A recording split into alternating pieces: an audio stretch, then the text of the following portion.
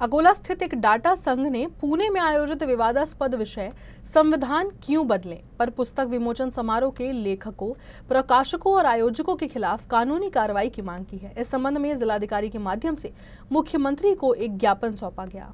संविधान संशोधन के विचारों को फैलाने और कानून व्यवस्था का उल्लंघन करने वालों के खिलाफ राजद्रोह का मामला दर्ज करने की मांग की गई। डाटा संघ का मानना है कि न केवल लेखकों के खिलाफ बल्कि आयोजकों और प्रकाशकों के खिलाफ भी तुरंत कड़ी कार्रवाई की जानी चाहिए। संगठन का मानना है कि संविधान के मूल्य और अखंडता की रक्षा के लिए ऐसे विवादास्पद विचारों पर प्रतिबंध लगाना आवश्यक है। उम्मीद है कि मुख्यमंत्री इस मांग पर गंभीरता से विचार करेंगे।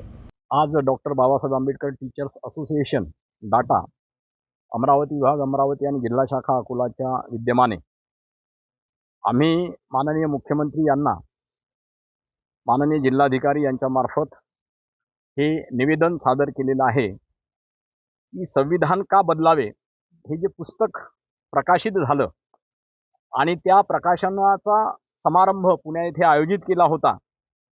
संविधान का बदलावे असं म्हणणं किंवा संविधान बदलण्याची भाषा करणं हे खऱ्या अर्थानं संविधान विरोधी आहे आणि संविधान विरोध हा देशद्रोह ठरतो आणि म्हणून अशा प्रकारची संविधान विरोधी शक्ती या देशामध्ये फार मोठ्या प्रमाणात फोफावत आहे आणि म्हणून या अशा प्रवृत्तींना आळा बसावा यासाठी शासनाने त्यांच्यावर कडक कायदेशीर कार्यवाही करावी यासाठी आम्ही डाटाच्या वतीने हे निवेदन सादर केलेलं आहे।